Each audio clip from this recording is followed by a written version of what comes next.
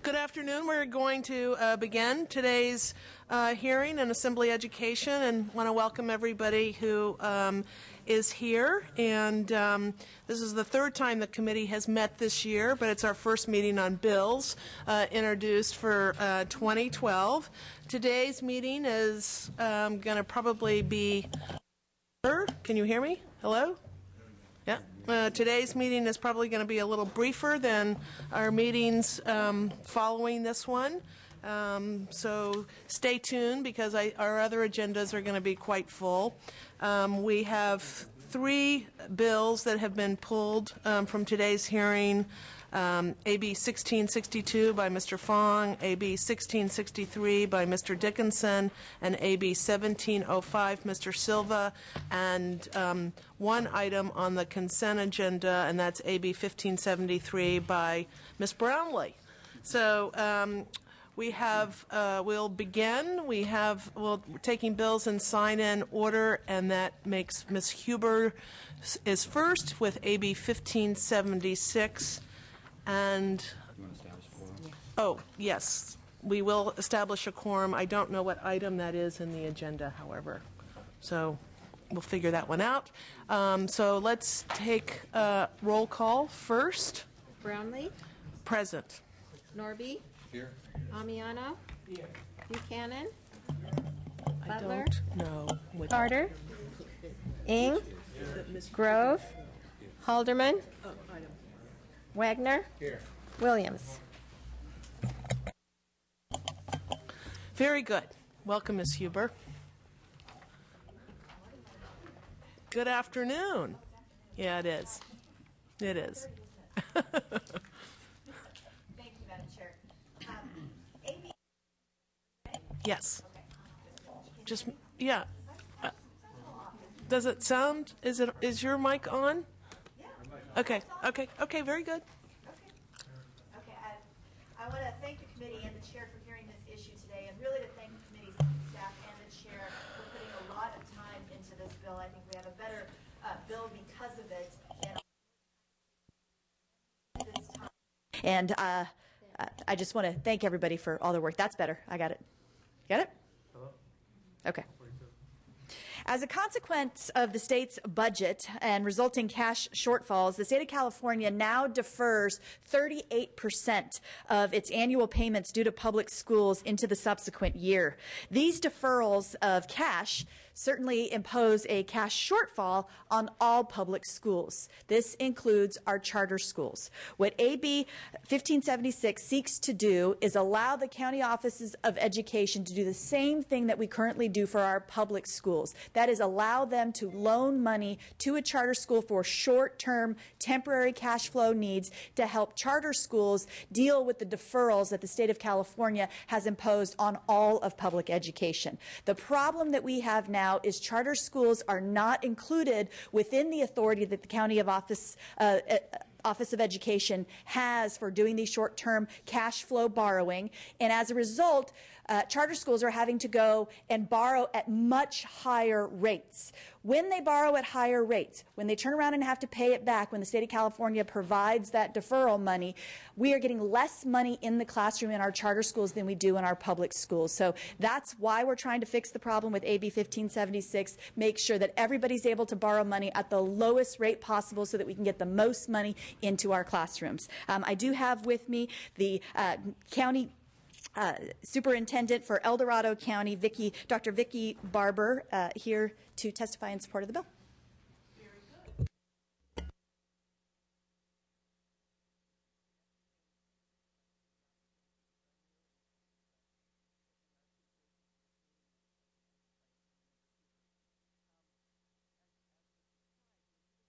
able to have just an even playing field. We can do this currently with school districts and community colleges in providing the option to do short-term cash flow financing. And for charter schools, when the legislation was initially put in place, it didn't envision us having charter schools. So we're looking to be able to go out to the market through a tax revenue anticipation note and be able to offer this to charter schools throughout California. So as was mentioned, in terms of we're dealing with deferrals, particularly in terms of our revenue limits, we're also dealing with categorical funds as they come in that sometimes as charter schools are moving forward, they're not able to realize the same funding on a consistent basis. So this is framed to be voluntary. It is not requiring county offices to do this, but it is offering the option to be able to help solve the problem. As was mentioned, the difference, right now we can do trans for our school districts or community colleges at about a 2% rate. So when Assemblymember Huber says it's much higher, we know of charter schools that have paid between 15 and 20% for cash flow kinds of monies. And the reason is that they may be getting 8% or 9% in interest, but the upfront cost to be able to put that issue together is so significant that it doubles or more than doubles what that cost is actually going to be. So this would allow us to be able to offer at the same rate or a similar rate in terms of being able to put more money into the classroom and have charter schools be able to make the needs. So we respectfully request your support on AB 1576, and I'm happy to answer any questions or any areas that you'd like us to explore in more detail.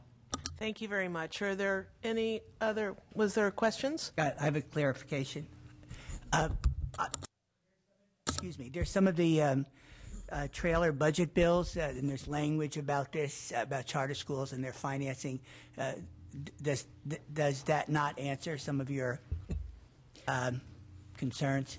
I think some of it on waivers, if a charter school is able to put together the financial package to qualify a waiver and receive a waiver, addresses some of the issues. Then they get a waiver of the deferral, so the state doesn't get the benefit of having the cash flow deferral to the schools, but it can address some of it. But we still know of schools that are having to go out and borrow at excessively high rates that can at least, particularly in the case of El Dorado County, where they have a large number of SELPAs within their jurisdiction, they can combine the borrowing, which reduces the transactional cost of having multiple charters being able to borrow the money at a much lower rate than what they would do otherwise if they did not receive a waiver for the deferrals. And you want to go out of county, is that right, or out of the?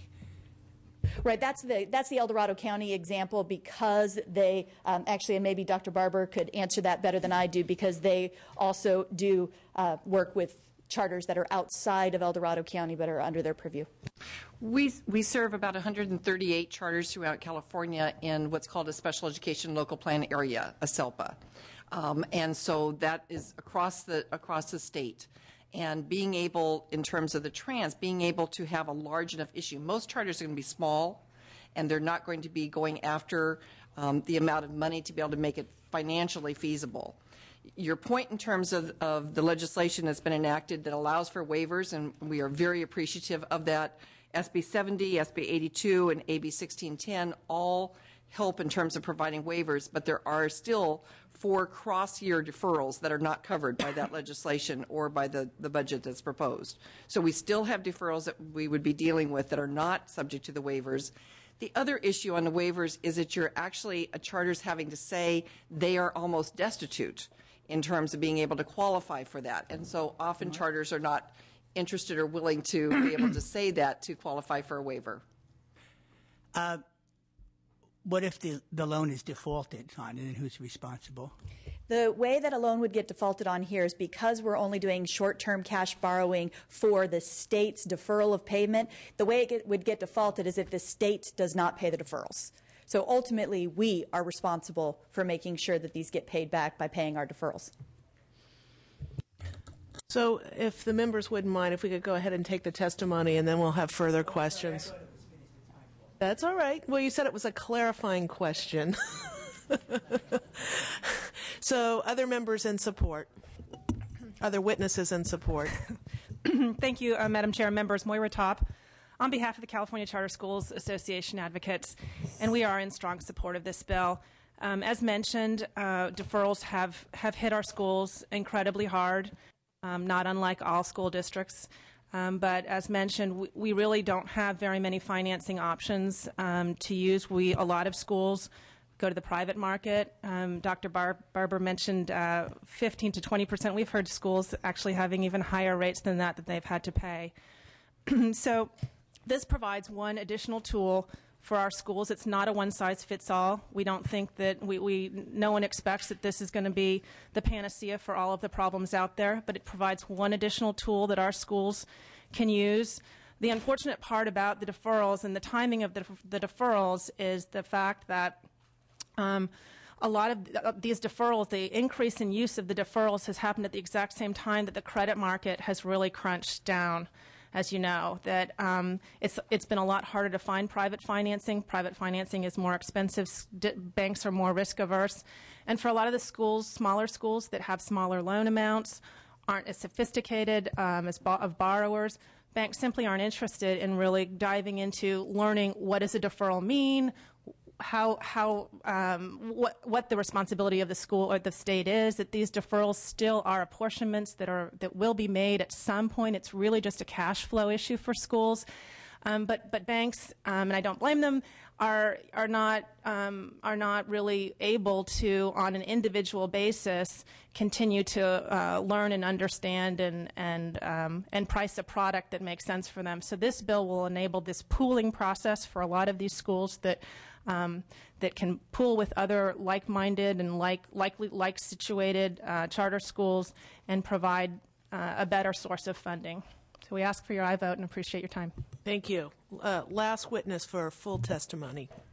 Eric Premack, Charter Schools Development Center, also in support. Many of our members are paying essentially what you would call payday lender rates now for deferral loans, in large part, as Moira said, because the lending market doesn't understand the deferral situation. These county offices are uniquely well positioned to understand what the risks are and how to avoid them. And so for that reason, we think that they're uniquely well positioned to do this and urge your support. Thank you. Thank you very much. Other witnesses in support. And please, we have three witnesses, the rule of three witnesses, a full testimony, and then state your name, organization, and your position on the bill.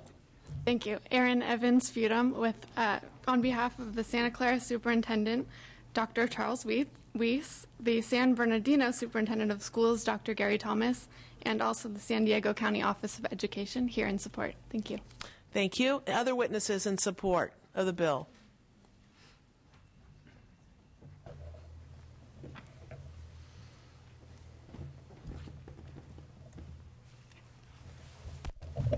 Sandra Morales on behalf of the County Superintendents Association in support. Thank you. Any other witnesses in support? Witnesses in opposition? Any witnesses in opposition? Seeing none? Questions? Ms. Buchanan. Thank you.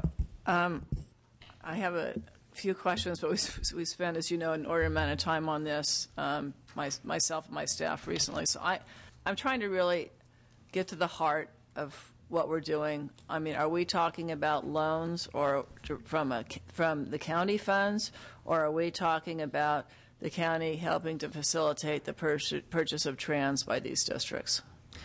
We're actually talking about facilitating a trans, and we actually thought we had the ability to do that previously, but discovered when we tried to do that, but Bond Council could not find any specific code, and so Bond Council actually helped us draft this language that would allow us to facilitate going out and having tax-exempt bonds that we can issue and work with our charters in facilitating that. So all right. I'm sorry. Because that was how it was described to me. That's not what the bill says. I mean, if I read the bill, it says very, very clearly, it talks about the superintendent use and expend monies to make loans to a charter school. And I don't see the word trans in there anywhere in the text of the bill. And if that's your intent, then I think the bill should state that you want to allow the county superintendents to facilitate, and the trans will be in the name of the charter school, I assume. So It's actually parallel language to what we see for school districts and community colleges. So we have language that allows a county superintendent to do exactly what this language also includes. And you're absolutely correct. It could be either, but in terms of what we're envisioning is it allows us to go to a trans market. My problem is, and even when it comes, I don't think county offices of education should be in the financial business taking their money or reserves and making loans to other school districts, whether they're small publics or charter schools. And you could end up with a situation where, everything looks fine, you're going to get your next apportionment, all of a sudden a trigger gets pulled, you get $360 less per student, and then on both sides you're trying to figure out how am I going to manage my funds to make payroll, make my trans payments, and everything else. And so, to the extent that you are helping them prepare the documents, facilitating the purchase of trans so they can bridge their smooth out their fund, the receipt of funds so they can make payments, I don't have a problem with that. To the extent a county board of education we're expanding any kind of authority, which I question whether it's good financial practices, so that you would potentially be loaning some of your reserves to charters, I have a problem with that. I just don't think, I don't think that we should have had the reforms at the national level that allow banks and financial institutions to expand. I think you've got to keep that separate because your funds go to your county to serve your students, and I don't think you should sort of be we should be expanding the banking. So if the intent is for you to facilitate trans where you don't have any liability, and the liability is all with the charter, so that's agreement, I can agree to that. But if the intent is for you to be able to make loans from your reserves or whatever, I have a problem with that. And the language right now specifically doesn't even mention trans. It specifically refers to loans. We certainly would be willing to work with that. Recognize that we do this in terms of cash flow for school districts and community colleges right now out of all public education reserves. I was on a board for 18 years. I'm very familiar with trans and how it's done, but my concern is who has the liability there. Right, and I'm not speaking of trans, just so you understand. I have a community college in El Dorado County that we have done a cash flow loan to because they did not have the cash as a result of the deferrals. Well, we didn't have to actually go out for a trans for them because we had the ability to. I just think, this is where you may be doing it, but I just question to what extent you're using funds that were allocated for one set of students to provide loans to others, if that's the kind of practice we should be having within our schools. It's a little bit of a philosophical difference there, I think. Mr. Ng. Thank you, Madam Chairwoman. First of all, I appreciate the economic times that we have forces us to look at other alternatives. I just wanted to be clear, is the bill limited to borrowing under only those circumstances in which the waiver would not apply? That language is not in the bill at this time. And why not? There are safeguards in the bill. There's 5 safeguards that are enumerated on page 4 to make sure that we're covering everybody, but we don't know how long we'll have the waivers or deferrals that is in the budget trailer language. If next year we don't have that language, then the bill wouldn't cover everybody. If we said only those who have had a waiver denied, and then we change the budget language next year and we don't do waivers anymore, then it would call into question this entire program. So the program is written to be exactly the same as what we currently do for K through 12 school districts within the county and for community colleges. So we're not treating them any different. All we're doing is extending that authority that didn't exist for charter schools to borrow funds from the county office of ed through a trans or whatever other vehicle that made economic sense for the county, and make sure that they're just treated the same so that we don't have these exorbitant interest rates and having less money go into classrooms in charter schools than in the public schools. Well, I would be much more inclined to support the bill under the argument that I thought was advanced, was that there are certain circumstances in which the waivers would not apply, and therefore you'd need this option. But I understand what your position is. The Do you second, mind if I just address that one issue on the? I think they would prefer to get a waiver because then there would be no cost to the borrowing. They would just get the money.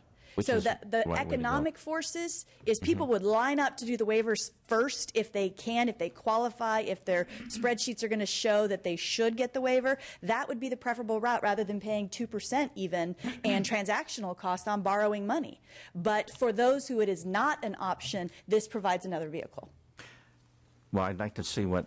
Okay, I think the second issue that I have is the argument that was advanced that when you seek those waivers, that's the red flag to everyone that you're in trouble and all the consequences. Well, I mean, nothing says the same thing.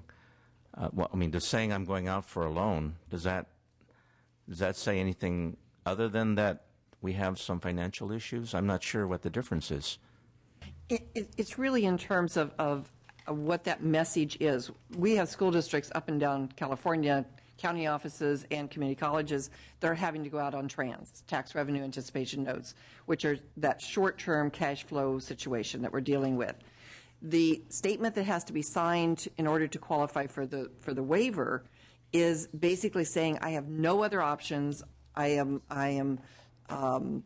know that destitute is in the word, but it is certainly implied. And so charters are in some instances reluctant. They are involved with nonprofit organizations or other entities that they are sensitive in terms of signing that and having that language used as to how it's framed. We understand the governor's budget is looking to do some removal of some of that language, and we certainly applaud that. But this is, as was stated, is simply adding another option, and it's simply on a voluntary basis, not mandated for county offices, but on a voluntary basis, looking to add an option to the arsenal for charters to be treated in the same way school districts and community colleges are. Well, I know I don't want to do the back and forth, but I think that going out for a loan in which you're saying that you didn't qualify for the waiver, I'm not sure if it says anything less than, look at me, we're in trouble. Thank you.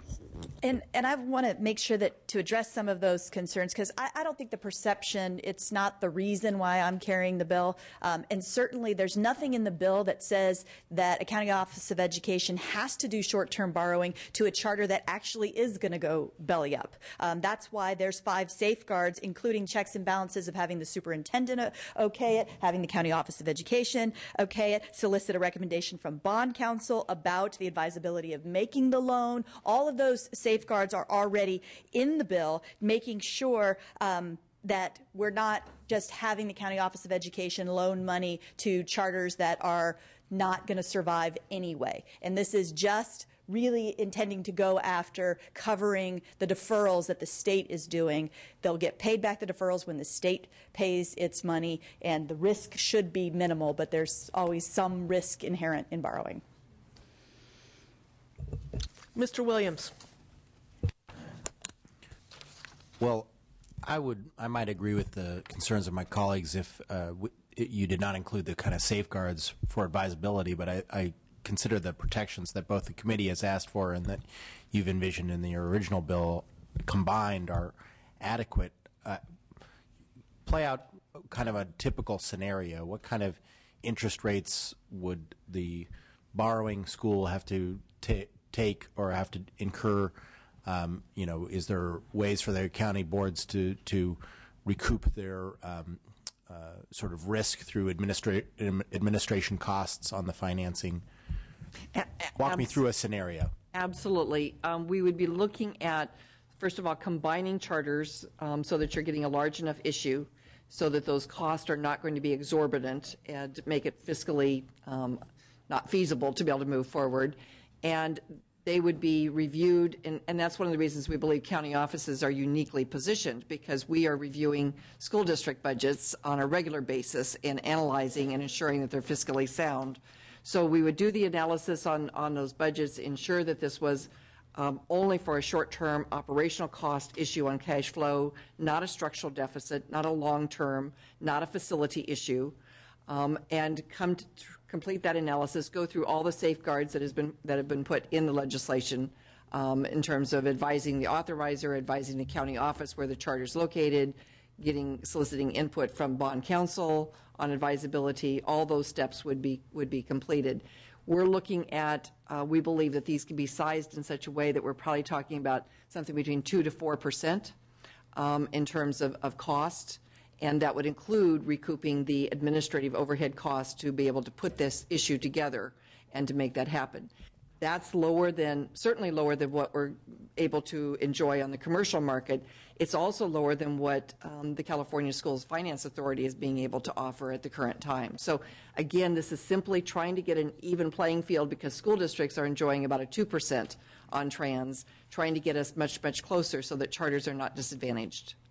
And I'll just tell you that as a city council member, I long advocated for dealing with financing issues intergovernmentally because, interest rates out there are such that there's plenty of money to be saved by both governments by engaging in intergovernmental financing. So I think this is a good bill. I hope this committee will see fit to pass it, and I'd love to be added as a co-author if you make it through. Thank you. We will do that. Any other comments from members on the dais? Seeing none. I think we've obviously had a great deal of time in our offices talking about this bill, and I definitely think that there is a problem here that needs to be solved, and believe that this bill is headed in the right direction. I think it's still a bill that's a work in progress bill, but as I committed to you, I would thought it was worthy to move on through this committee. It's going to appropriations after this. I know that there's been two rather strong recommendations from the committee vis-a-vis the trans issue and the narrowing, if you will, of only when deferrals apply, I think, from Mr. Ng's perspective. So that's just, those two issues are sitting out there for your consideration. That's certainly your choice, which direction you want to go. And so with that being said, if you would like to make a close, and we'll go from there. I ask for your aye vote so we can get more money into the classroom. Thank you. Okay, so just to be clear then, you're accepting the 5 amendments that the committee has recommended? Yes. And in terms of the suggestions made from the dais, at this point, we're not looking at those. We'll just move on. We will work on looking at them, because when we're just trying to expand into giving the same authority that we have for school districts, we just want to make sure that we're not creating some kind of conflict. But we will certainly look at those issues and talk with legal counsel about it. Okay. And I just wanted to say, too, before we finalize a vote here, that I will take the prerogative as this bill moves forward, and if there are very significant changes, to ask for the bill to come back to this committee. And with that, move the bill. Bill has been moved. Is there a second on the bill? Second. So the bill has been moved by Ms. Carter and seconded by Mr. Warner. And sorry about that. I apologize. And yeah. The very first committee I had with Mr. Amiano, I completely did a terrible thing on his name, so I completely apologize, Mr. Wagner. And with that, we will call the roll. And again, the motion is do pass as amended to appropriations. Brownlee? Aye. Brownlee, aye. Norby? Amiano? Buchanan? No. Buchanan, no. Butler? Aye. Butler, aye. Carter? Aye. Carter, aye. Ng? Grove? Halderman? Aye. Halderman, aye. Wagner? Aye. Wagner, aye. Williams? Aye. Williams, aye. 3-6. Okay, so you have 6 votes. Your bill is out. We will now go to Mr. Fuentes, AB 1719. Item 9, thank you.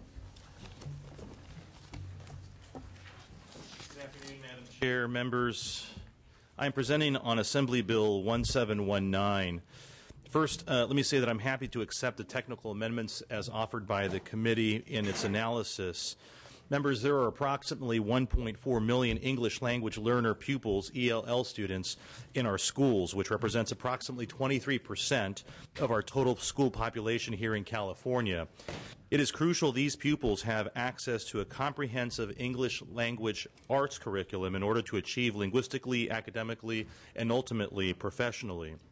In August of 2010, the State Board of Education adopted the National Common Core Standards in English Language Arts, otherwise known as ELA.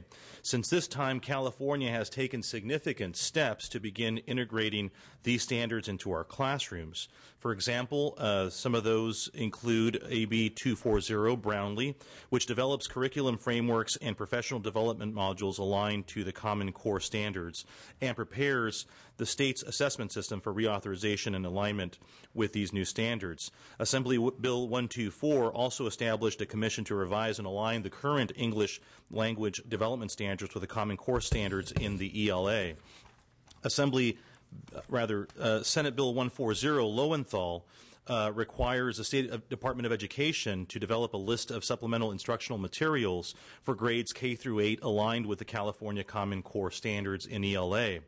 This bill continues the process of integrating the Common Core standards in ELA into our classrooms by establishing a process for the review and approval of supplemental instructional materials aligned to both these standards and the English language development standards.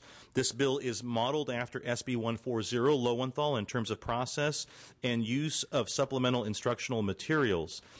SB 140 unintentionally omitted the process of aligning these supplemental materials to the ELD standards. So this bill corrects this and simply ensures that districts and teachers have the best tools available to them to instruct all children, including ELL pupils in the Common Core standards in ELA.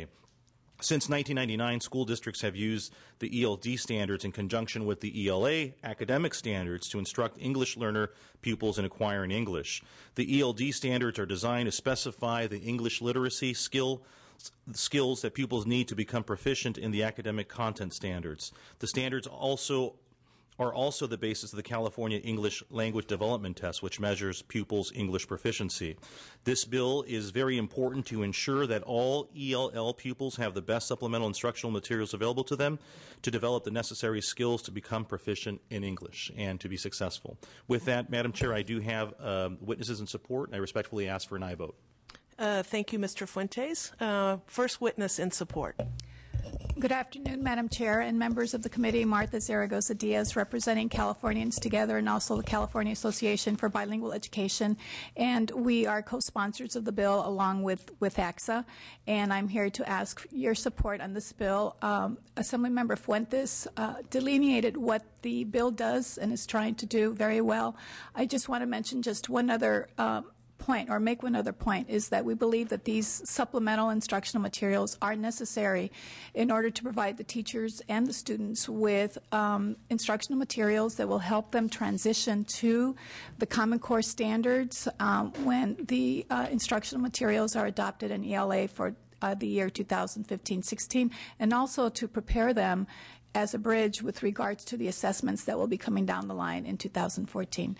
I have with me Raquel Antunes, who is a teacher, principal, professional development coach, and she would speak in support of AB 1719 as well. Thank you. Thank you. Next witness. Madam Chairperson and members of the committee, my name is Raquel Antunes. I am a former principal of a language academy within a school district. Our charge was to service the lowest language learners, kindergarten through 8th grade, in the entire district, and bring them to English proficiency across the curriculum as soon as possible. We were supported, this endeavor was supported rather, by allowing us to select materials, find materials, or create materials for this to happen. After an extensive search, we found nothing. Most of the instructional tools, most of the curriculum was written at an intermediate level, English learner level, one size fits all. So what we needed to do was create a +1 differentiated model with our own supplementals. Currently, of this experience, a coaching foundation for professional development was born. We work in school districts across California, northern to southern California, and we find the same thing. What we do is we teach teachers how to drive that text using any supplemental possible. What's missing is a bridge from English language development at every language level, from beginning to middle to advanced, to reach that English proficiency. And so for this reason, I am in support of AB 1719, and I ask for your yes vote. Thank you. Next witness. Good afternoon, Sherry Griffith with the Association of California School Administrators. We are a co-sponsor of the measure and want to remind the committee that with the legislature's suspension of adoptions in 2009, many school districts also suspended purchasing English language arts materials. Our newest adoption of 2008 was the last adoption, and many districts, because of the lack of funding, only purchased up to math. So what many districts are using today is the 2002 materials, which does include an ELD component, but it is not aligned to the new Common Core.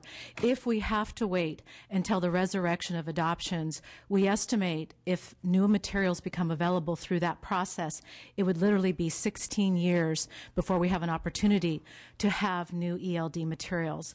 So we think that it's imperative that this bridge be created along with the English language arts, and most importantly for districts, it's a voluntary purchase, and with that we support the bill. Thank you very much. Other witnesses in support? Erica Hoffman on behalf of the California School Boards Association. We are very much in support of the measure, and we do appreciate the author considering the amendment to also allow county boards of education to approve these materials too. Thank you. Thank you. Next witness. Madam Chair, Jeff Frost, representing the California Teachers of English to Speakers of Other Languages and the school districts and county offices in Tulare, Fresno, Kings, Madera, and Merced counties in support of the bill. Thank you. Any other witnesses in support? Leilani Aguinaldo Yee with Los Angeles Unified School District in support. Madam Chair and members, we're in an in-between position, if this is a good time. In between works at this moment.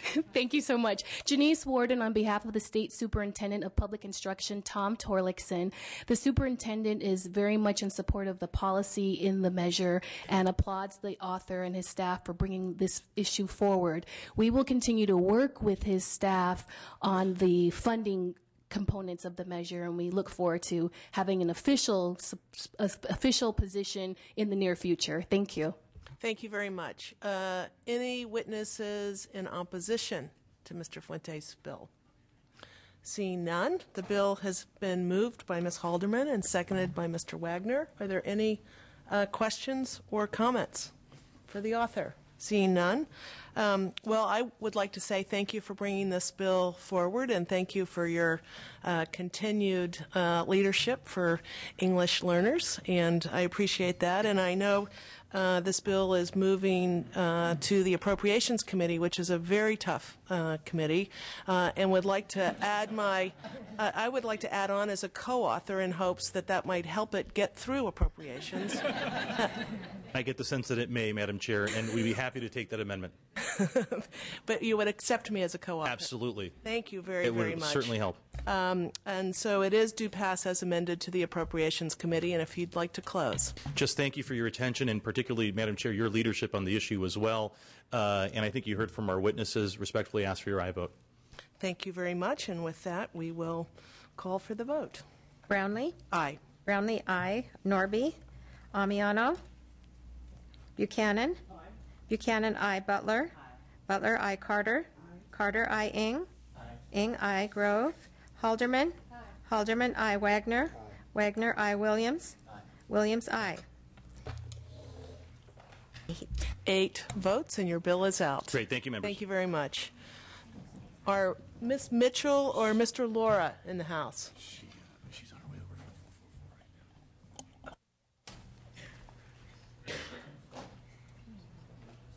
We'll take up the consent calendar. Is there a motion for the consent calendar? Second? Okay. Moved by Ms. Buchanan, seconded by Mr. Wagner, and we will take a vote. Brownlee. Aye. Brownlee, aye. Norby. Amiano. Buchanan. Buchanan, aye. Butler. Butler, aye. Carter. Carter, aye. Ing, aye. Grove. Halderman. Halderman, aye. Wagner. Wagner, aye. Williams.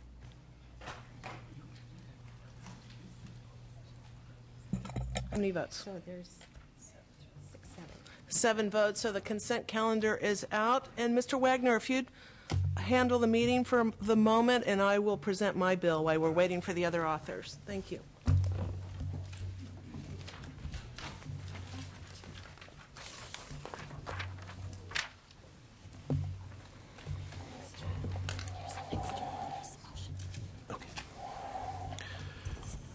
Ms. Brownlee, you're presenting on AB 1521, and you may begin. Thank you, Mr. Chair and members. AB 1521 takes a modest step in eliminating the number of tests students are required to take, and it authorizes all pupils in dual immersion programs to take tests in the language of instruction. California students spend numerous hours taking all the required tests in school, and AB 1521 eliminates testing in English language arts in grade 9 and eliminates high school end-of-course exams for integrated math and integrated science. These assessments are not federally mandated, and in the case of the integrated assessments, they have been in very low demand over the previous years. The intent is to reduce the number of high school level assessments in an effort to restore teaching and learning time and potentially generate some cost savings along the way. The second part of AB 1521 authorizes the administration of the standards test in Spanish to native English speakers and redesignated fluent English proficient pupils enrolled in Spanish-English dual immersion programs. Currently, only English learners are authorized to take these assessments. So with me today, I have Janice Warden-Washington from the Office of the Superintendent of Public Instruction, Tom Torlakson, the sponsor of the bill. Mr. Chair and members, good afternoon. Janice Warden-Washington on behalf of State Superintendent of Public Instruction Tom Torlakson, who is the sponsor of this measure. And as the author and chair of the committee has stated, the bill at the end of the day is trying to just eliminate some of the several high-level assessments that are not federally mandated at the high school level. And living in a globally competitive marketplace, California students need to have as much time as possible to receive instruction and thereby learn the skills that will best equip them for college and careers upon completion of high school. And we believe that AB 1521 is a modest step to continue to get us to the place where we need to be for students to be prepared fully. I have with me Diane Hernandez, the Interim Director of the Assessment, Development, and Administration Division at the California Department of Education, to answer any questions the committee may have. Thank you. Next witness. Good afternoon, sir. I was going to say Madam Chairperson. Mr. Chairperson and members of the committee, my name is Don't Martha. even try my name. Yeah, that. It is Mr. Wagner for everyone. I'm representing the California Association for Bilingual Education and Californians Together, and we support the bill, especially the provision with regards to allowing school districts to be able to purchase the assessments, primary language assessments, so that their students who are native English speakers or who have been designated as fluent proficient in a Spanish-English dual language program may be able to take the assessment. This enables the teacher to be better informed in terms of how well the English speakers are doing in acquiring the second language, which would be Spanish. At this time, they're not able to do this, and this bill would authorize that ability for them to go ahead and purchase these assessments and administer them. So we would appreciate a yes vote on this bill. Thank you. Thank you. Any additional witnesses in favor? Bill's been moved and seconded. Any other witnesses in favor? Any witnesses in opposition? Questions or comments from the committee? Hearing and seeing none, how about a brief close?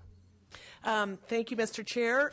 This is, I believe, a small step in streamlining the assessment system and restoring valuable instructional time, and I think a very important move in the right direction for dual immersion programs, and I would respectfully ask for your aye vote. Thank you, Madam Chair. And the motion is due pass to the Appropriations Committee. Would you call the roll, please? Brownlee? Aye. Brownlee, aye. Norby? Amiano? Aye. Amiano, aye. Buchanan? Aye. Buchanan, aye. Butler? Aye. Butler, aye. Carter? Aye. Carter, aye. Ing? Aye. Ing, aye. Grove? Halderman? No. Halderman, no. Wagner? No. Wagner, no. Williams? Aye. Williams, aye. Motion has enough votes, and it is passed to Appropriations.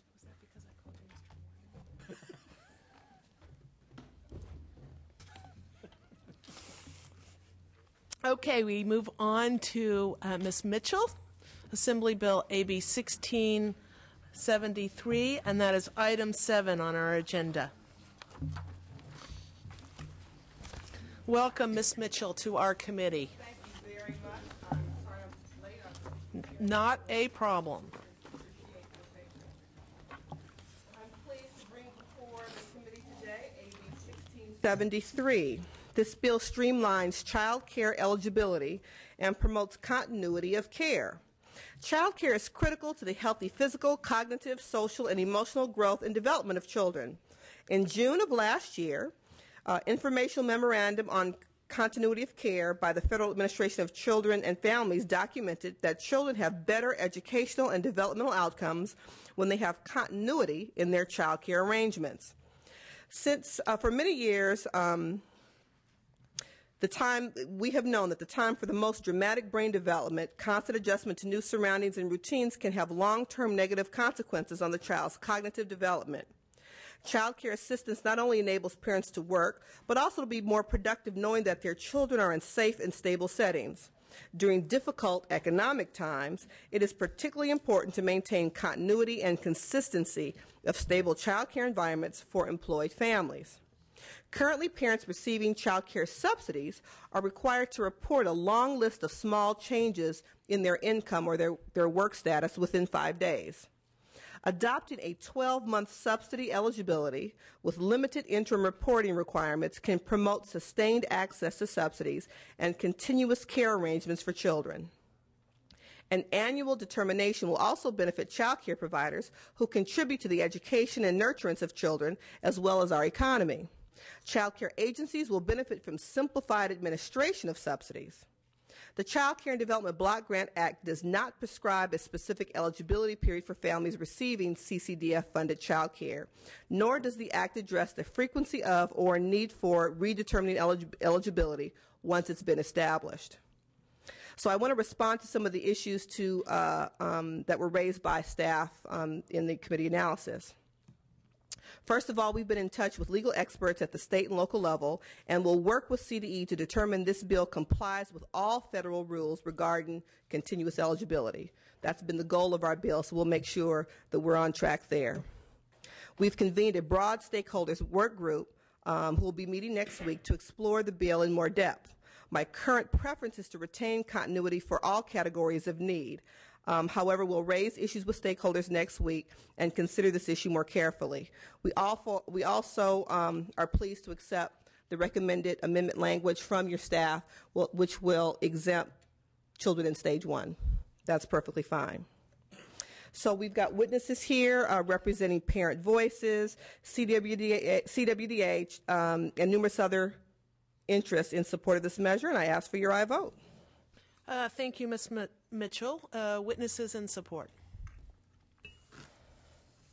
You go ahead. Okay. My name is Danita Stromgren, and I represent Child Action, which is the child care subsidy alternative payment program in Sacramento. We're in support of the bill. This bill will streamline the child care subsidy eligibility to provide more family-friendly access and stability of child care subsidies for families. Of note is of the 4,336 families served by Child Action in February, close to 43% of those families had some type of change of circumstances that under the current requirements prompted some kind of processing. It's almost half of them. A little over 10% of those families had some kind of employment change circumstance in February, which did not change their eligibility at all. So they were still under the 70% of the state median income. In fact, during the course of the last year, only 1% of the total families had any termination or left the program due to being over income.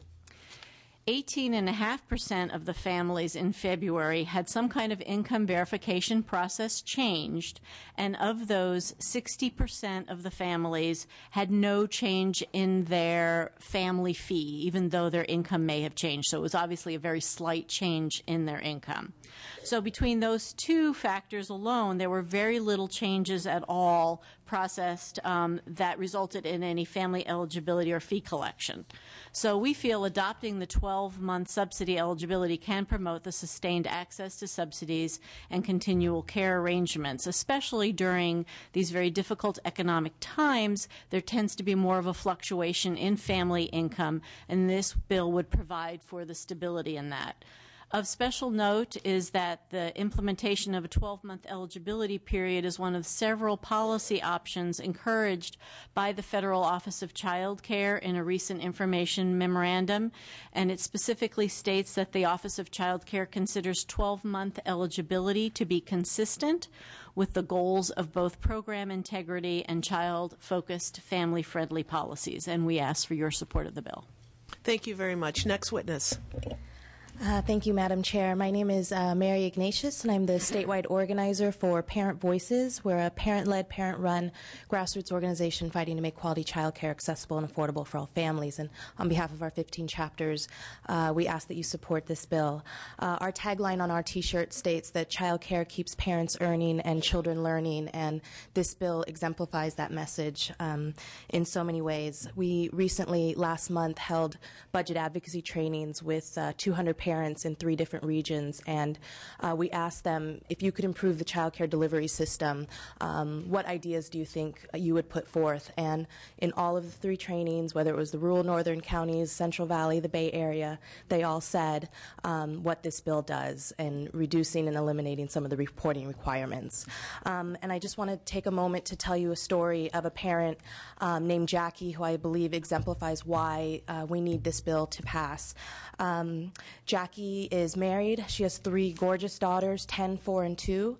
She works 25 hours a week, part-time, and is attending a vocational program to become certified as a medical assistant and phlebotomy technician.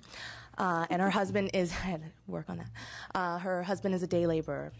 And because of their, because she's going to school and his self-employment, every 2 to 3 months, she receives a notice of incomplete file.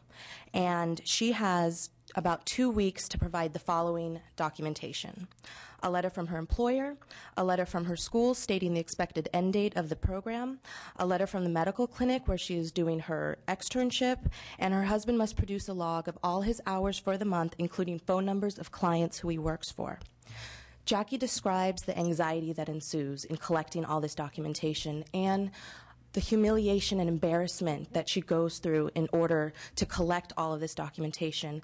And since the summer, she's had to produce this documentation 3 times, and she has to do it again on April 5th.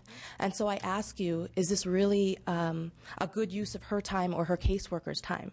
Because this isn't you show up on your lunch break for 15 minutes and check off and you're out the door. These are hour-long appointments. And you know, this anxiety that comes with it, there are dark moments where she wants to give up, where she just wants to throw her hands up in the air and say it's not worth it, it's not worth this humiliation. But then she goes and picks up her kids, her 10-year-old from the after-school program who's just gotten help finishing her homework, the 4-year-old who's learning about the world and naming continents, and her 2-year-old who's talking about the instruments she played with that day. That quality child care and the early learning opportunities that her children are afforded because of child care is what keeps her going. But there are so many parents who have given up. They don't have the mental, the physical, the emotional energy to keep doing this. And what this bill does will prevent that from happening. It's good for working families. It is good for children, fantastic for children. It is good for employers. And so we ask that you vote aye on AB 1673. Thank you. Thank you. Next witness. Madam Chair and members, I'm Sharon Scott Dow representing Advancement Project, and we support the bill for the reasons that have been stated earlier. Thank you.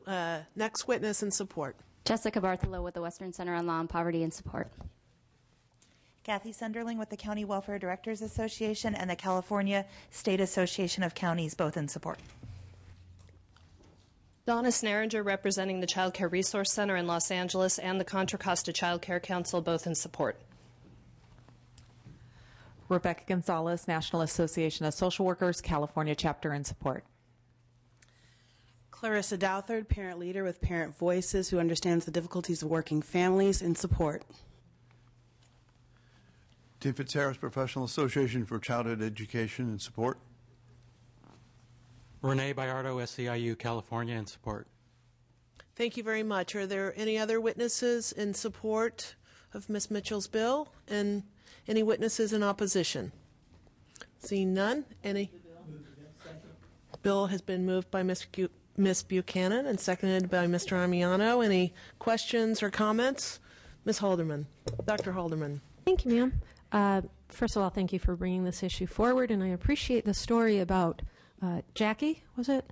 I started my medical career as a phlebotomy technician, so you might want to warn her that she should be careful. She might end up in the California State Legislature. I don't think she'd mind that. Questions for Ms. Mitchell. On average, in the child care programs, there are about 200,000 children on the wait lists each month. And we know that for preschool, there are long waits in every county in the state, including the Central Valley, where I represent. So we know that whichever child who's not eligible and takes up the space is taking that of a child who is in greater need, meaning less than 70%. Mm-hmm. So my question is, if it's continuity that we're interested in, why 12 months instead of the end of the preschool term? Well, that's a fair question. I think that we're not only looking at children in preschool. You know, children who receive subsidized child care are 0 to just before their 13th birthday.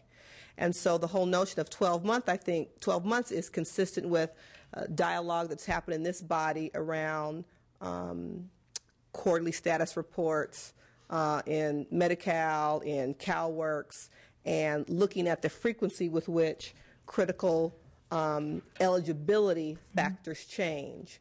And so it's not just the preschool calendar year that we're looking at. We're looking at the frequency with which eligibility truly changes.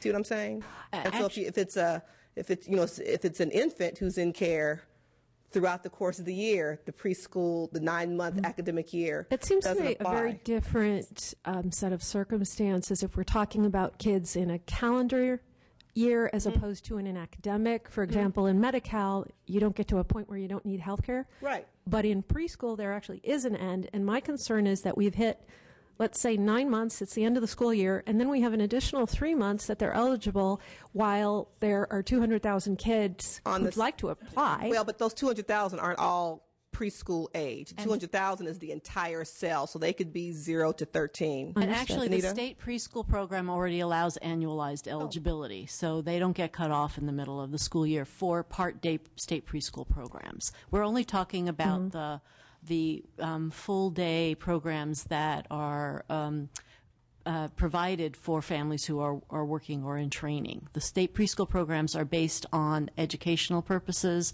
and not necessarily need-based, but income-based. And nor is preschool an academic year. Preschool is usually it's a 9-month program from September typically to June. But what happens is, since we have to work 12 months out of the year, tragically, they're mothers, they will roll from preschool into some child care setting because mom and dad are still going to work all day. You see what I'm saying? So the child care subsidy continues to follow the child. Their setting may change. You follow me? Yeah, I just think they're two different funding streams, and that's the only concern I have. But I understand where you're going with this. Thank you. And in closing, if I could, I would just add, as I listened to the Jackie story, Mr. Wagner, Madam Chair, do you want to? Fine next. Yes, please, Mr. Wagner. I just, in case you want to. Wagner, Wagner. Oh, I missed that. Oh, yeah. You did miss that. I'll tell you about it sometime. Okay. It's no big deal. No, I just want to follow up, and you may want to address some of this in your close, and so I just want to make sure you have that opportunity. But a couple of things. One, I heard one of the witnesses, and I apologize, I don't have your name, but I think you had said something to the effect of 1% of the families have a changed circumstance. Was that a month or a year or? 1% of the families for the entire past year on the Child Actions program terminated or were released from the program because they went over the income eligibility. Okay. And that's one agency. That's not statewide. That's the Sacramento agency, Child Action. Okay. Do we have any idea what the number is statewide? I guess my point is I this. would assume it's fairly consistent with that. Okay. Most families don't go over income. Okay. Well, I was basically looking to pick up on Dr. Halderman's point, because it seems to me there is a very hefty wait list here. And if the price of an additional reporting or reporting period is what it takes to move some of those deserving children into the program at the expense of children who are no longer qualified, seems to me, anyway, that's a reasonable price to pay to make sure that those who are the most vulnerable and are on the waiting list and are undeniably deserving get their fair shot at this program. I appreciate your perspective, and I'll respond to that in two ways. The agency that I ran before joining you in this esteemed institution, Mr. Wagner, just to give you a context, we are the top 2 or 3 largest agencies of its kind in the state. In February of this year, that agency processed over about 5,400 NOAAs, as we call them, notices of action. Information that someone submitted that changed, and none of them impacted their eligibility. So we talk about an incredible churn. And as we talk about lost resources, the admin resources lost in that agency to kind of doing this churn work that didn't impact on any of those families losing eligibility. They just had to go through the process, notify us of a phone number change, some kind of change that required this notice of action being sent and this whole process going through that didn't impact their eligibility. The other piece that the Jackie story reminded me of, again running this agency, were the number of employers and HR departments who complained and would directly say to employees, and once they learned if someone was going through the hiring process, oh, you qualify for subsidized child care, wouldn't hire people because of the admin costs on behalf of the employer to provide on that frequency, this level of frequency, the kinds of examples of the hours and validating all that information they would have to provide to the agency on behalf of their employee. Is that legal? All I can tell you is that as the CEO of one of those agencies, I had phone conversations and sat down with a number of employers and small businesses to explain what the issue was. So whether or not they overtly told the employee, I'm not going to hire you because of this, it was clearly experienced as a burden from the perspective of the employer. Okay, I guess my final thought, and it's beyond the scope of this bill or today's hearing, but is there a way to streamline the process to otherwise fix those concerns and at the same time make sure that we leave open the opportunities for children who truly deserve to be in this program to come off the waiting list at the expense of those who no longer are qualified? Yes, that would be a bill that you and I would jointly author, providing full funding for subsidized child care in the state of California. Ooh, they like that. We'll talk about that further when I explain the name issue. Thank you on the very floor. much. Thank you. And one of my witnesses Ms. wants to Mitchell. respond to you also, Mr. Wagner. Mr. if she Wagner, may. I mean, who's to say that 10, 4, and 2-year-old are not equally deserving of that child care setting? And it's hard to hear us try to pit one child against another around who's deserving. Well, not to get into that particular debate, but the answer to that question is the state of California, in designing the program and determining eligibility, is to say which child is more deserving. And it's not the child; it's the circumstances the child in which the child and the family find themselves. Right. And that is a fair call for government in allocating its resources. Agreed. And what we're going to do, I mentioned in my opening statement, is two things. We're going to double check with all of the legal minds to make sure that we're looking at all of the federally required rules and regulations to make sure that we're not going above and beyond. And secondly, we'll take your issue into consideration in the working group as we talk about ongoing and additional ways to both streamline the program and yet provide a program that's consistent, meets the needs in terms of early care and education and child development. And perhaps you'll see that in another piece of legislation. But this is a work in progress. We're going to have the work group, bring all the players around the table to really talk about ongoing streamlining, efficiency, and effective ways to make the program better, both for government as well as working families and children. Last point, and I apologize to the committee for belaboring this. Isn't that work that should be done before we approve this bill then? And I'd be happy to. I mean, I have some problems with this bill and expanding, I guess, the reporting period. Shouldn't that work get done in advance of this bill? Well, it's not our sense that the work group will come up with something instead of this. This is a critical issue that needs to be fixed. My desire and my wish is that the work group will come up with additional issues that we can amend into the bill to, again, look at greater efficiencies as well as policies that will meet the needs of working families and children. Thank you. Ms. Buchanan. I wasn't going to speak, but I'm going to ask a couple questions. So in the program you administered, which is one of the largest, you didn't have any children that fell out of eligibility. Is that what you said? We did. That month, they gave me the number of how many NOAAs they had to process. Right. But I think the state average is consistent with Child Action, another very large agency, which would be, under 2%. Under 2%. I think it's safe to assume and so across what the does state. it cost to administer that? Does it cost 5%, 10%? Oh, I'm sorry, I couldn't tell you that.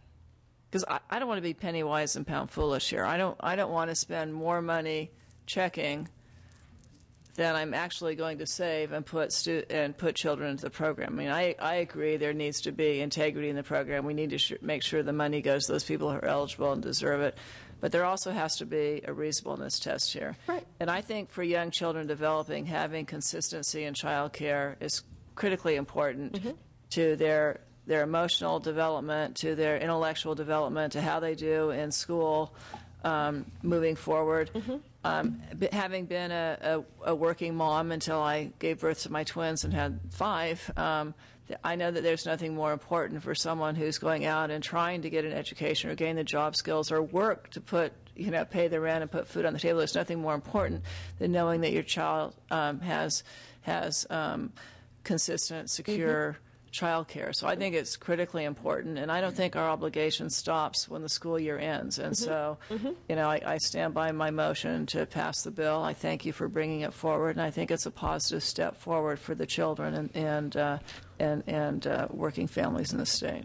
Thank you, Ms. Buchanan. Yeah, I agree with Ms. Buchanan that this is a very good bill. It's a common sense bill that I think will go a long ways in terms of helping families stabilize and all the other additional benefits that you've described that seems to happen along the way will be rectified. So I really appreciate you authoring this bill and bringing it forward.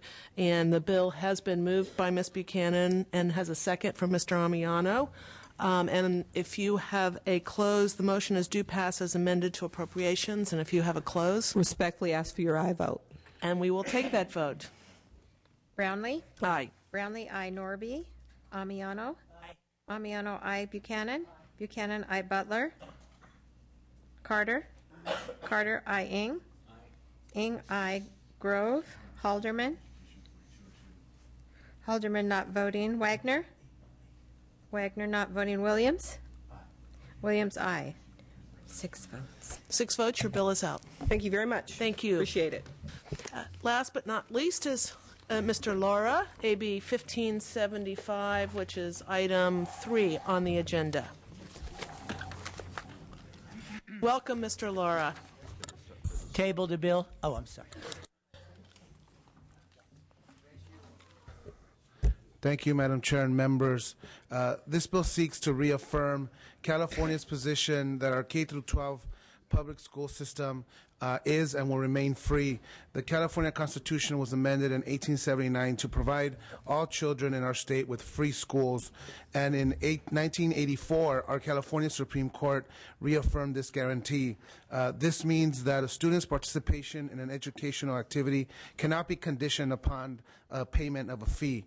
The need for greater clarity and protections in the law arose from a lawsuit, Doe versus the State of California, by the ACLU on behalf of students who were being required to pay fees for textbooks, instructional materials, and even in some instances, fees to simply enroll in core academic courses. Last year, I authored AB 165, which sought to protect the students' right to a free public education and resolve the Doe lawsuit. Unfortunately, Governor Brown vetoed the bill, claiming it went too far and asked the court to dismiss the actual lawsuit itself.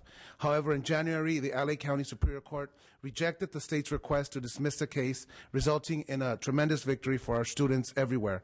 Most importantly, the court's ruling confirmed that it is ultimately the state's responsibility to uphold our constitutional guarantee for providing an equal educational opportunity for all children, not just those that can afford it. Today, AB 1575 provides an opportunity for the legislature and the governor to work together to protect students' rights, to ensure the constitutional promise of free schools and equal educational opportunity for all. Please join me and Speaker Perez to ensure we deliver our Constitution's free school guarantee for all students. I respectfully request your aye vote, and here with me in support of the measure is Brooks Allen from the ACLU. Good afternoon, Good Madam afternoon. Chair, Assembly members. My name is Brooks Allen. I'm the Director of Education Advocacy for the American Civil Liberties Union of Southern California. The ACLU of Southern California is sponsoring Assemblymember Lara's AB 1575 because we seek to ensure that all students receive the free education guaranteed them by our state constitution since 1879. Last year, this committee and the legislature sought to protect this critical right by passing Assemblymember Lara's AB 165. On behalf of the students we represent, we thank and we commend you.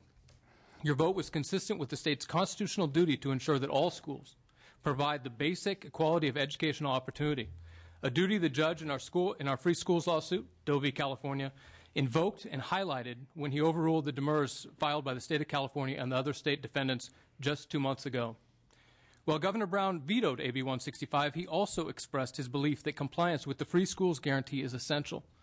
And in the wake of the court's ruling in January, AB 1575 provides an opportunity for the legislature and the governor to work together to protect students' rights and ensure that the constitutional promise of free schools and the constitutional promise of equal educational opportunity are meaningful. Unfortunately, still too many students are continuing to pay fees for core instructional materials and other educational essentials. 1/5 of all public high school principals surveyed by UCLA last year reported that their schools have begun requiring students and their families to pay for instructional materials. This increasing use of fees places students from low-income families at a disadvantage academically and all too often results in students being singled out for failure to pay these fees. AB 1575 will utilize existing accountability mechanisms to prevent and address unconstitutional fees charged for participation in educational activities, including a simple process for resolution of parent and student concerns that does not involve costly litigation.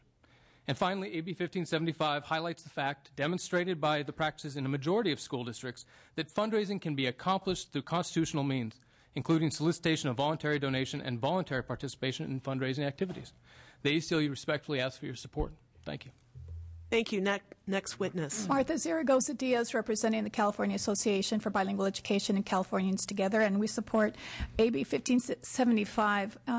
as stated by the gentleman from ACLU, but we especially appreciate the provisions in the bill that provides for a more transparent process to the public regarding the fees charged by school districts for specified educational activities and the opportunity for parents to be able to know what the process is to seek reimbursement of the fees that they may have paid already if those fees were inappropriately done and placed. So for these reasons, we support the bill. We believe that all children should have access to a quality public education, and that shouldn't necessarily be determined whether they can or cannot pay fees for specific educational activities. Thank you. Thank you. Next witness. Sandra Vargas on behalf of the California Catholic Conference. We also supported the bill last year, and we thank the Assemblyman for his efforts on this issue. We hope that this bill will, in fact, inspire increased philanthropic investments that will benefit all of California's school children. Thank you. Thank you. Any other witnesses in support? I'm Gabriela Mendez with Public Advocates, and we're in support as well. Thank you. Other witnesses in support? Witnesses in opposition?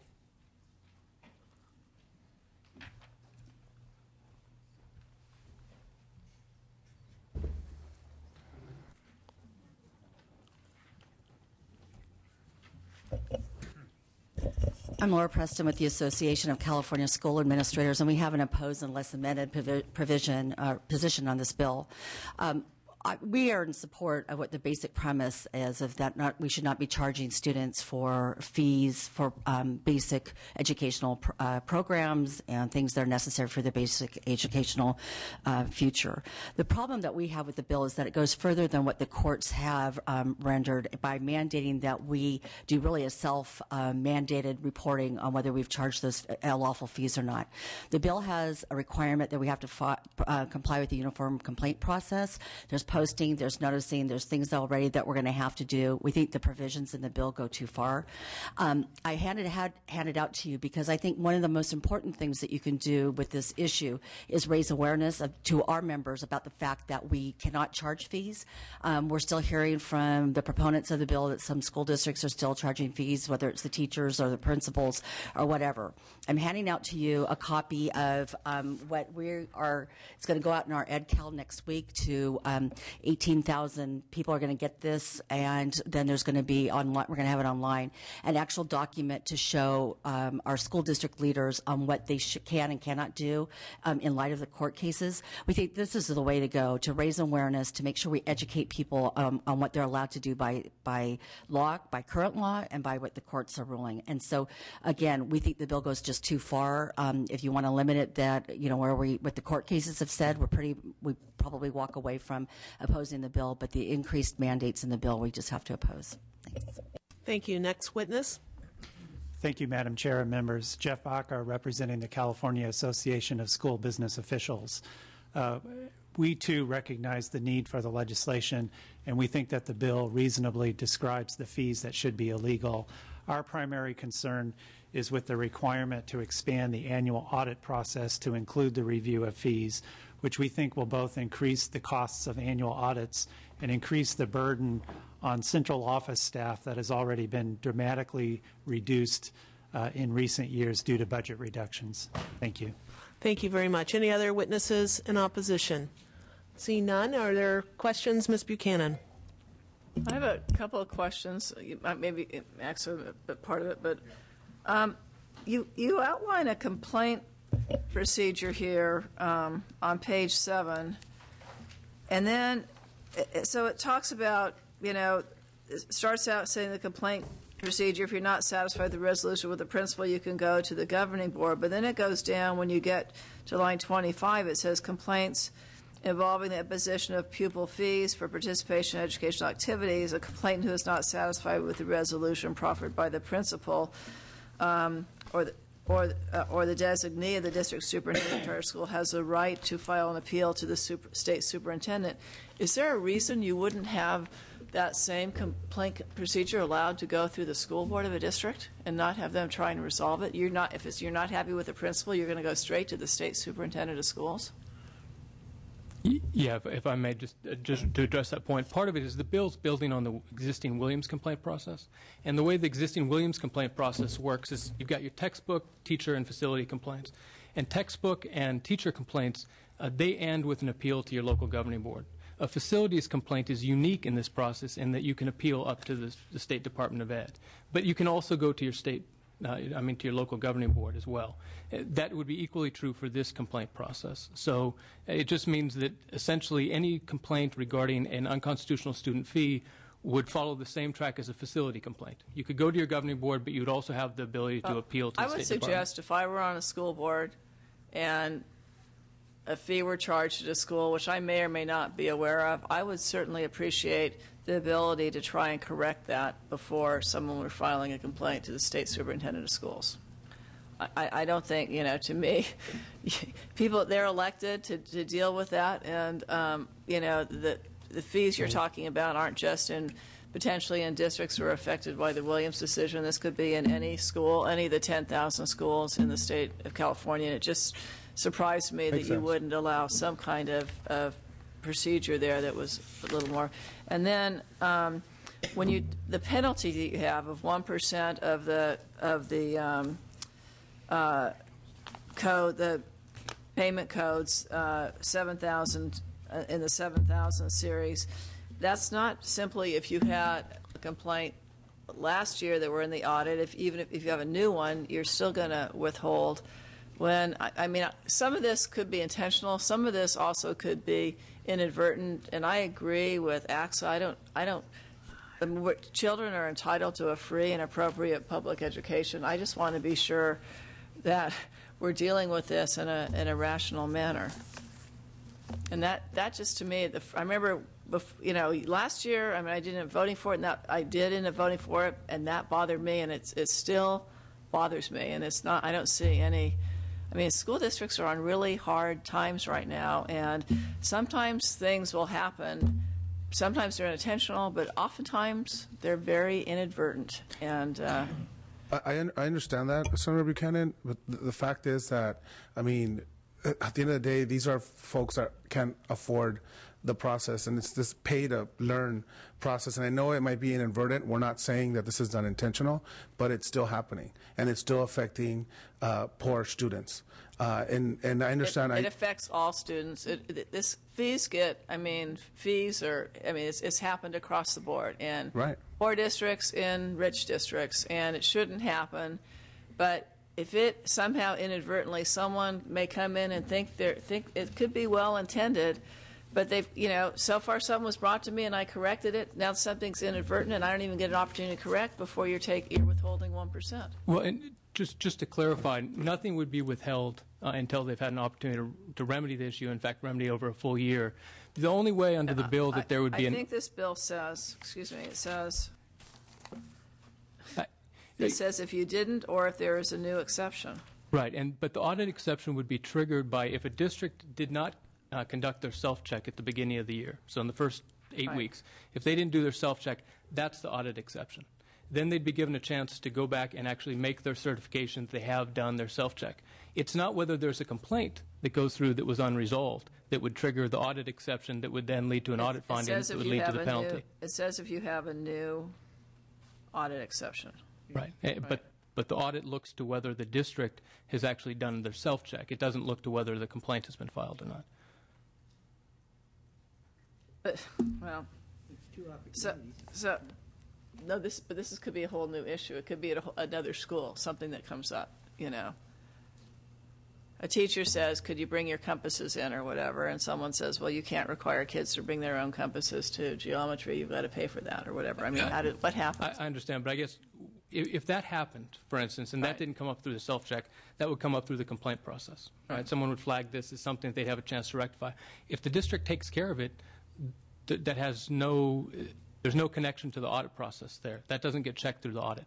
The audit is simply checking whether the district does its own self-assessment in the beginning of the year as the catch-all on the back end. If something slips through that self-check process, that should be caught by the complaint process.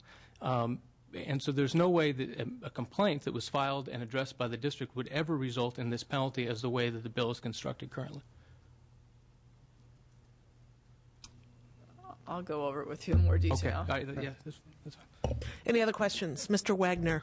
I want to just address two things real quick. Number one, the opposition did mention essentially a new mandate that is here. I agree it goes above and beyond what the litigation was asking for, but I guess more importantly, the bill's keyed fiscal because of that. It's going to the Appropriations Committee. Have we got any idea of what the state's obligation will be just for these new mandates that go beyond what the litigation really requires? We haven't done that analysis. I don't know if I think as it goes, if we're fortunate to get it out of here, we will continue that fiscal analysis on the Appropriations Committee. All right, and then I guess, all right, so we don't know how much this is going to cost us. Next question. This is what the governor vetoed last year. Other than implementation date, there are no changes. Why isn't he going to veto it again this year? So we're continuing to work. We're working with the Speaker's office and any other members are interested to work on addressing the veto messages. This is the vehicle that's allowing us to continue that dialogue with the Speaker's office. In other words, this isn't the final bill you expect to hit the Assembly floor and ultimately the governor's desk. Right. We're working to address the veto messages move this vehicle forward. Excuse me. Is this committee going to get an opportunity once you have addressed the concerns to do its job and take a look at it as the Education Policy Committee once we have the bill in its somewhat close to final form? I don't know. That would have to work with the Assembly Rules Committee, but we're making sure that as we move along, we address the issues that are being brought up. So, I don't foresee it coming back to the Assembly Education Committee, but we have several other opportunities to address the issues moving forward in a public manner. And if this bill doesn't move forward and get signed by the governor in some iteration, then the courts will deal with it, right? Exactly. So I think it's better for the state for us to comply and have our solution as we move forward. Any other comments? Mr. Williams. Just one more question about this self-check and the reporting requirements. Is that for all school districts or just school districts that have had this issue been raised in the past? It would be for all school districts. And the question to AXA, that's essentially your issue is how extensive and of what school districts would be required to do this process. That's definitely part of our concern, and that's not part of the court ruling at all. And so we think it goes too far. That there are others out there watching school districts if we're charging fees or not, and that should probably be their responsibility to look and see. I mean, we're going to be doing our due diligence to make sure that our members are educated and that they educate their staffs. So we're going to, it's a work in progress. And I think that when you have legislation like this, the good point is that it does raise awareness, and it is something that we're taking very seriously to do. But to increase and impose another additional burden on us right now, we just are not going to support that part. So I guess where I'm at it is that this is an important issue. It needs to be addressed. I do have some of the same concerns as Assemblywoman Buchanan and AXA that and hope that you, before you bring it to appropriations, that both in order to minimize the cost at appropriations and increase the likelihood of passage, but also to address some of the issues that have been heard here today, that you'd be willing to look at. Absolutely, absolutely, and I understand we keep on asking our schools to do more with less. I understand. I'm very cognizant of that, and we'll give you my word that we'll continue to work with the opposition to address some of the cost concerns. Thank you. And I think we just have to balance that issue with, as the testimony was, it was stated that 1/5 of superintendents or school leaders are saying that this is still happening on campuses. So we've just got to find the right balance there. Absolutely. Any other questions? Is there a motion? Moved by Mr. Amiano, seconded by Ms. Butler. The motion is due pass to appropriations, and if you'd like to close. Respectfully ask for a aye vote. Thank you. Very good, and we will take that vote. Brownlee? Aye. Brownlee, aye. Norby? Amiano? Aye. Amiano, aye. Buchanan? Buchanan not voting. Butler? Aye. Butler, aye. Carter? Aye. Carter, aye. Ing? Aye. Ing, aye. Grove? Halderman? No. Halderman, no. Wagner? No. Wagner, no. Williams? Aye. Williams, aye. 2 for 6. That's 6 votes. Your bill is out. Thank you. Thank you. So I think that concludes all of the bills. I know there's some members that want to add on, but we can do that after we adjourn. And so we will adjourn this hearing until next week. Thank you very much.